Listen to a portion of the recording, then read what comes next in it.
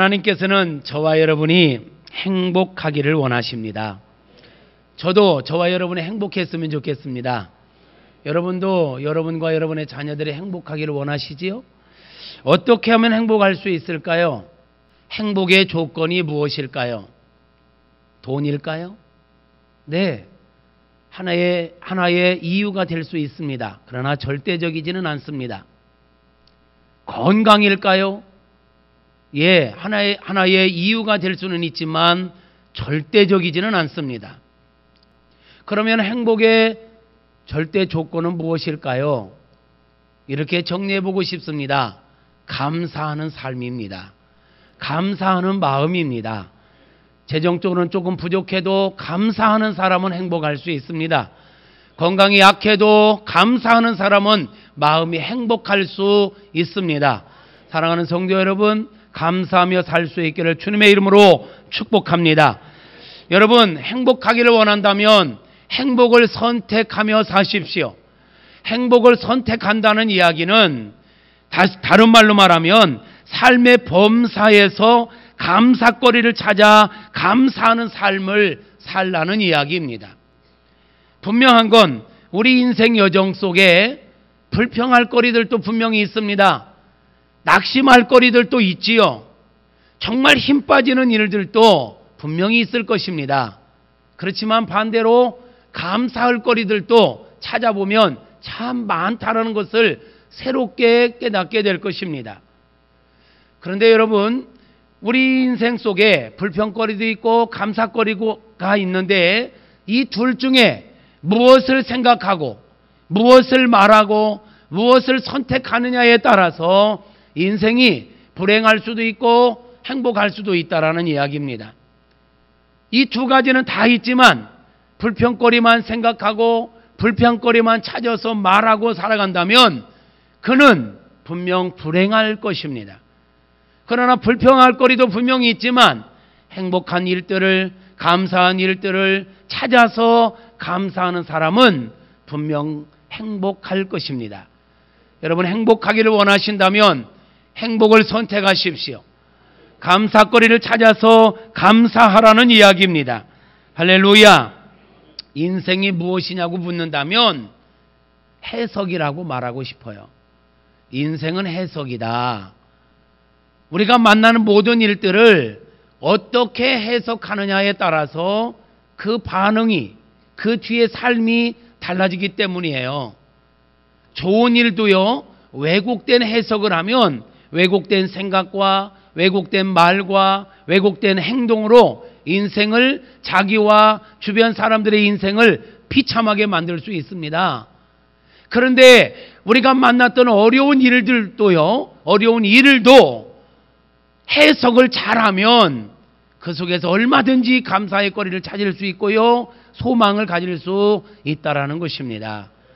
구속사 지향적 사고로 해석할 수 있는 능력이 저와 여러분 안에 있게 되어지기를 축복합니다. 구속사 지향적 사고라 함은 하나님의 관점에서, 하나님의 섭리 가운데서 모든 것들을 해석한다라는 거예요. 여러분, 하나님은 실수하지 않습니다. 하나님은 언제나 우리를 가장 좋은 길로 인도하시는 분이십니다. 내가 생각하는 것대로 안 돼도 하나님께서 인도하시는 길을 따라가면 그 길이 가장 아름답고 가장 복된 줄로 믿습니다. 그러므로 생각지 못했던 일들도요, 하나님의 섭리 가운데 진행되면 그 일이 우리에게 결국에는 복이 된다라는 거예요. 그러므로 우리는 어떤 일을 만나도 구속사 지향적 사고, 하나님의 관점, 하나님의 섭리적 관점에서 그 문제를 해석하고 풀어갈 때 우리는요, 버릴 게 하나도 없습니다. 하나님 뜻 안에서 만나는 일은 버릴 게 하나도 없어요. 헛된 게 없습니다. 심지어는 고난까지도 하나님의 섭리 가운데 있는 고난이라면 분명히 우리에게 유익할 것입니다. 분명히 그것이 우리에게 상급으로 이어지게 할 것입니다. 그래서 지나온 삶 속에 우리가 상처받았다, 너무너무 힘들다 했던 것들도 구속사 지향적 사고로 재해석을 한다면 버릴 게 하나도 없어요. 인생이 뭐냐고 묻는다면 해석입니다. 또 인생이 뭐냐고 묻는다면 선택입니다. 지금 여러분이 처해져 있는 상황 속에서도 불평할 거리를 선택한다면 여러분은 불평할 수 있습니다. 그리고 불행하게 살 수 있습니다. 그러나 이 상황 속에서도 우리가 감사거리를 찾고 좋은 것들을 바라보고 그거를 바라보고 나간다면 우리는 분명 감사할 수 있습니다. 그리고 행복할 수 있습니다. 여러분 지금 어떤 상황 가운데 있든 감사를 선택하십시오. 행복을 선택할 수 있기를 주님의 이름으로 축복합니다. 할렐루야. 오늘 함께 볼 말씀은요, 우리가 너무너무 잘 아는 말씀입니다. 그런데 이 말씀을 깊이 묵상하다 보면 우리에게 주는 하나님의 음성이, 우리에게 주는 교훈이, 너무너무 중요한 교훈이 정말 많이 담겨 있습니다. 오늘 본문은 누가복음 17장 11절부터 19절의 말씀입니다. 저와 여러분이 한 절씩 교독하겠습니다. 누가복음 17장 11절. 예수께서 예루살렘으로 가실 때에 사마리아와 갈릴리 사이로 지나가시다가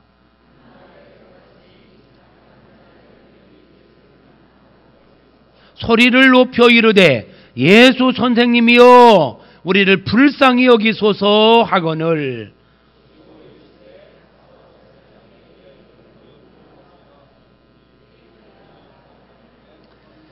그 중에 한 사람이 자기가 낳은 것을 보고 큰 소리로 하나님께 영광을 돌리며 돌아와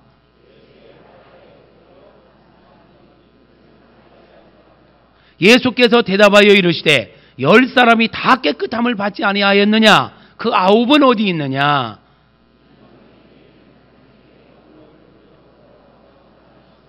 같이요 그에게 이르시되 일어나 가라 내 믿음이 너를 구원하였느니라 하시더라. 아멘.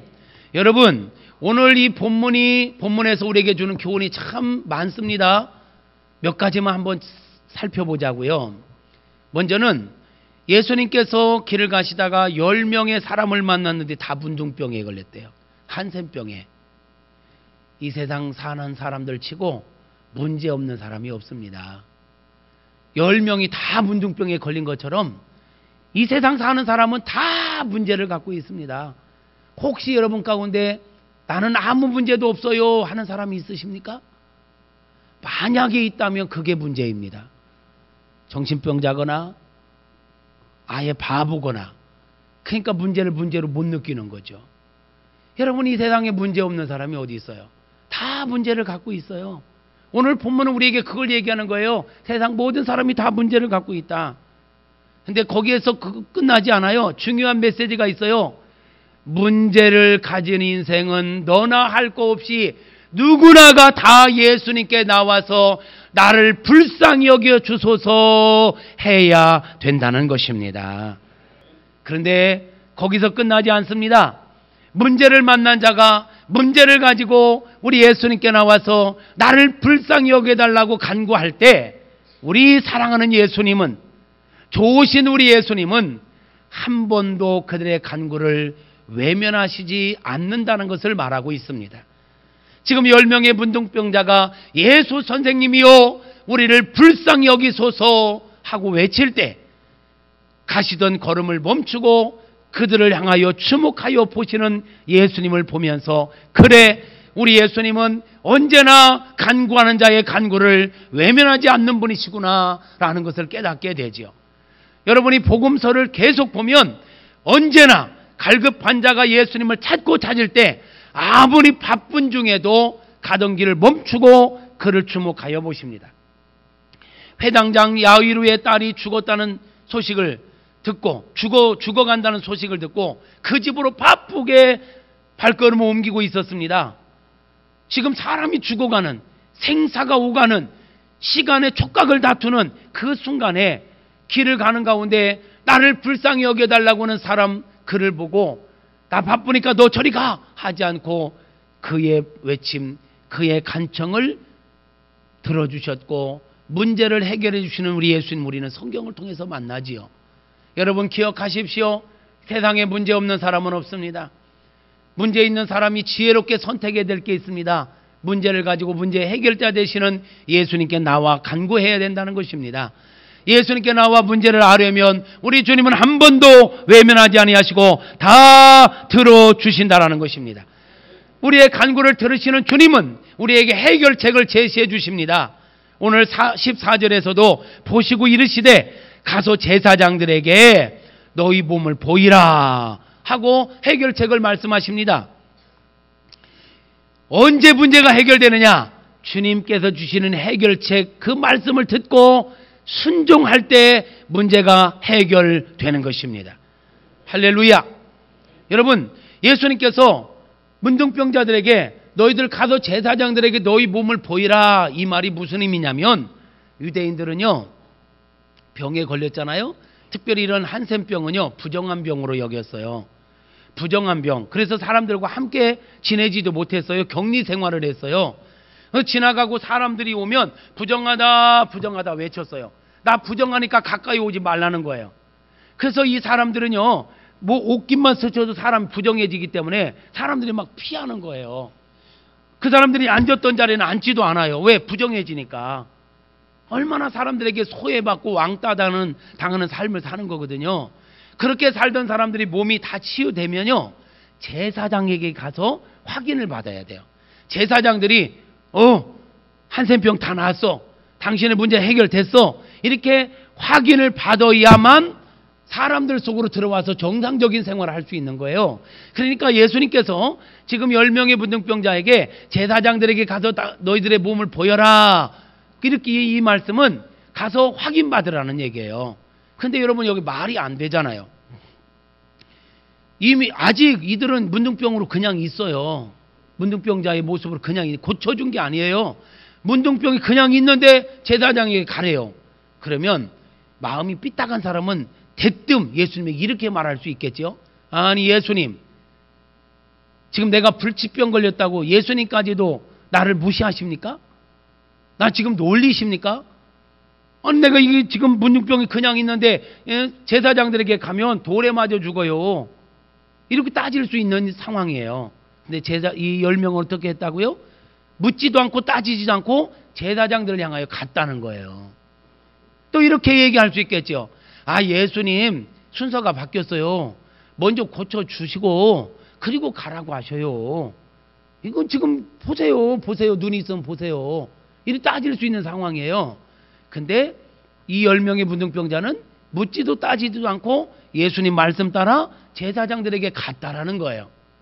여러분 문제 해결이 언제 해결되는지 아십니까?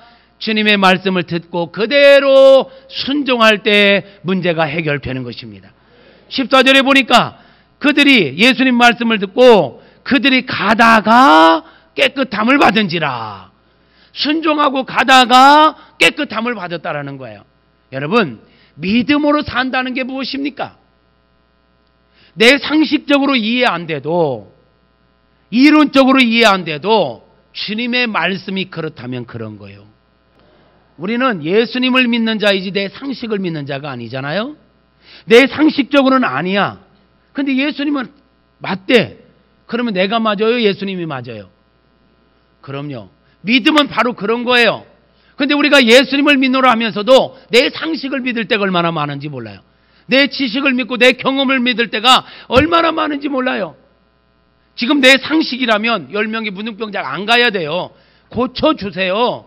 놀리십니까? 이럴 수 있는 상황인데 상식과 경험과 의학과 어떤 걸 믿은 게 아니라 주님 말씀 믿고 간 거예요.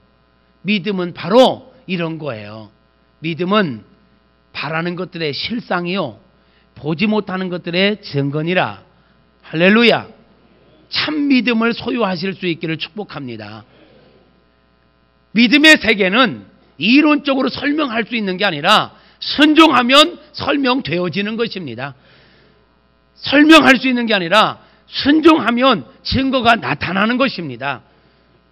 예수님께서 갈릴리 호수를 걷고 계셨어요. 갈릴리 바닷가가 아니라 물 위를 걷고 계셨어요. 베드로가 예수님을 바라보고 예수님 나도 물 위를 걷게 해주세요. 그래? 걸어와. 들어와. 이랬어요. 그랬더니 베드로가 아무 생각 없이 배에서 내려가지고 물 위를 막 걸었어요. 여러분 상식적으로 사람이 물 위를 걷는다는 게 가능해요? 불가능해요? 철학적으로 가능해요? 불가능해요? 어떤 것을 갖고도 이건 이해가 안 되는 일이에요. 근데 믿고 순종했더니 걸었어요. 이게 믿음의 세계예요. 이거로는 이해 안 돼도 순종하면 증거가 나타나는 거예요. 그래서 히브리서에서 믿음은 바라는 것들의 실상이요 보지 못하는 것들의 증거니라. 여러분 말씀 듣고 여기서 계산하지 마세요. 이걸로 따지지 마세요. 말씀을 가슴으로 받으세요. 그리고 순종하세요. 그러면 경험되어질 것입니다. 오늘날 우리가 믿노라면서도 여기서 장난해. 여기서 장난해. 이해가 안 되니까 못 믿는데요. 이해될 것 같으면 굳이 우리가 여기까지 뭐 들어와요? 이해될 것 같으면, 내 상식으로 될 것 같으면 전능자에게 뭐대로 기도해요? 내 힘으로 안 되니까 기도한 거 아니겠어요? 그러면 그분이 말씀하시면 순종하는 거예요. 할렐루야. 이게 신앙생활이에요. 이게 신앙생활이에요. 문제 없는 사람 없어요. 문제 만난 자는 주님께 기도해야 돼요. 기도하면 주님을 외면하지 않으세요. 그리고 우리에게 답을 주시지요. 그게 이해가 되든 안 되든 순종할 때 문제를 해결받게 되는 줄로 믿습니다.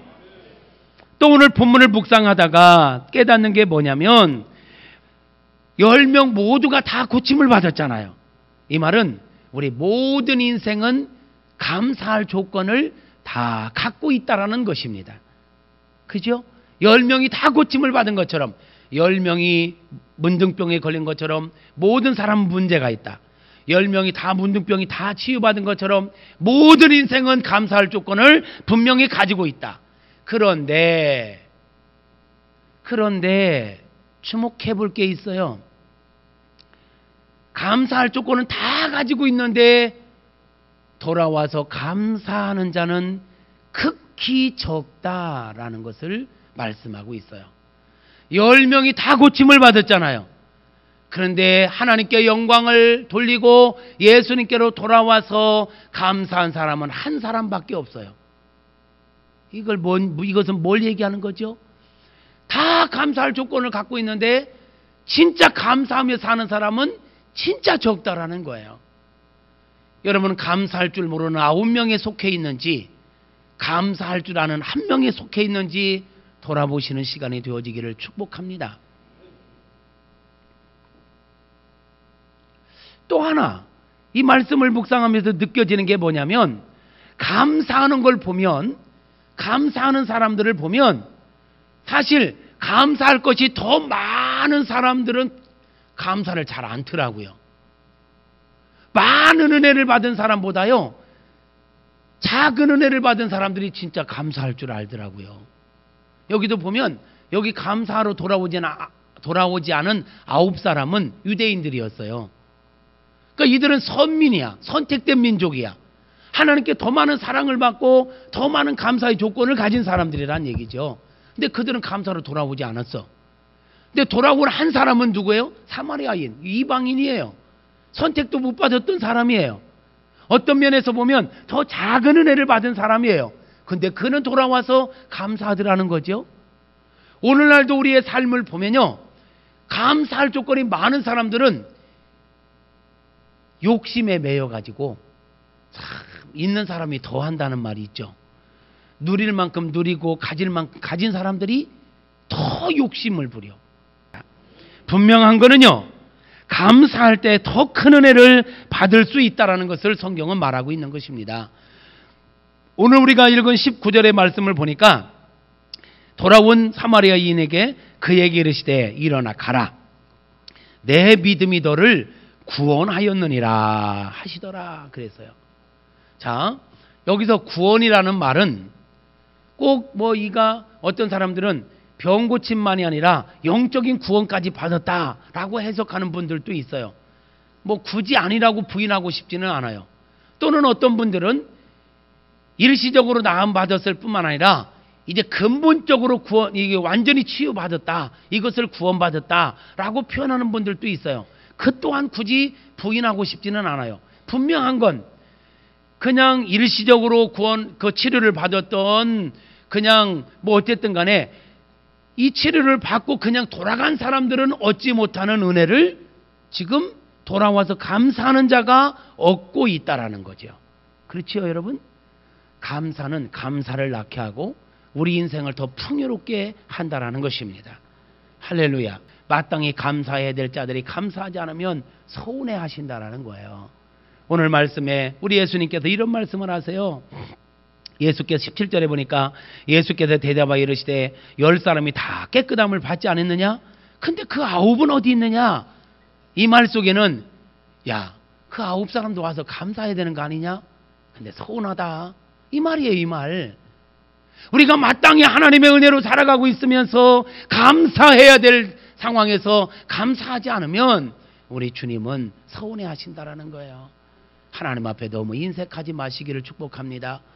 모든 걸 하나님의 은혜로 살면서 하나님 앞에 감사하는 건 너무 인색하게 속보이게 그러면 안 된단 말이에요. 지금도 우리 주님은 감사하는 자를 찾고 계시는 줄로 믿습니다. 사랑하는 성도 여러분, 감사하며 삽시다. 감사하며 삽시다. 감사는 감사를 낳게 하고 우리 인생을 더 풍요롭고 행복하게 합니다. 오늘 우리 모두가 참으로 어려운 시대를 살아가고 있지만 우리 모두가 정말 감사하며 살아가는 저와 여러분 모두가 될 수 있기를 주님의 이름으로 축복합니다. 누구에게 감사해야 될까요? 위로는 우리 하나님 아버지께 감사해야 합니다. 아멘. 근데 우리는 하나님께만 감사하는 자가 되면 안 돼요. 수평적으로는 우리 모든 사람들에게 감사하며 살아야 돼요. 우리 부모님들에게 감사하며 사시기를 바랍니다. 자녀들에게도 감사하며 사시기를 바랍니다. 우리가 자녀들에게 다 주는 것만은 아니에요. 크고 작은 일들 속에서 우리 아이들 때문에 기뻐하는 게 얼마나 많아요.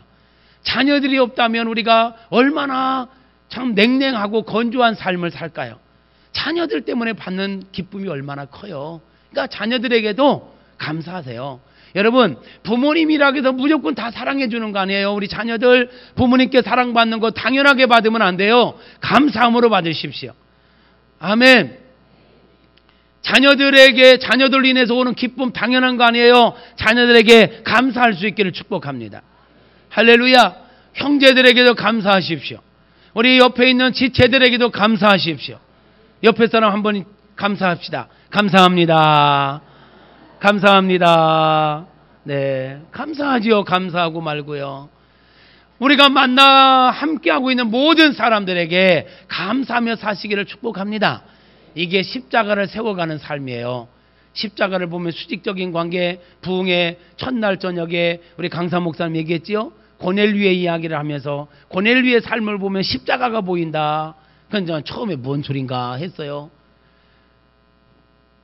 고넬류가 하나님과의 관계를 바르게 맺는 수직적인 관계, 이웃을 구제하고 사랑하며 배려하며 사는 수평적인 관계. 그러니까 그렇구나. 우리 크리스찬의 삶은 십자가를 보여주는 삶을 살아야 되겠구나. 하나님과 바른 관계를 맺고 나와 너와의 관계를 바르게 맺는 십자가를 나타내는 삶, 십자가를 세워가는 삶, 십자가를 보여주는 삶을 사는 게 제자다운 삶이구나 라는 걸 깨닫는 거예요.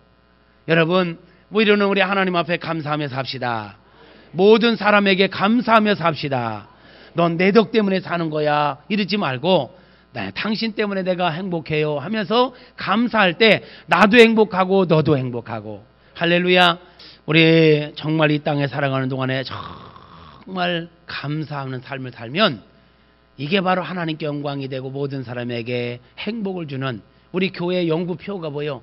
하나님을 기쁘시게 하고 사람들을 행복하게 하고 다음 세대를 세워나가는 교회, 이게 우리 연구표예요.